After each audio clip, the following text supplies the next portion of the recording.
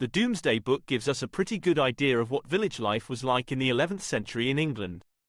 The total population was around 1.5 million people, and between 90 and 95% of the people lived in the rural areas.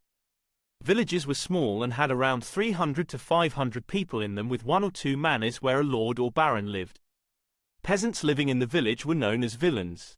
Villeins had their own small piece of land which they farmed. However, they had to pay for them, and they had to work on the lord of the manor's land as well. This system of paying for your land by working on it rather than with money is known as a feudal system and makes the landowners very powerful indeed. Villeins had 3 opportunities of freedom. They could either be granted it from the lord of the manor. They could also save up enough to buy their freedom, or they could try running away to a town.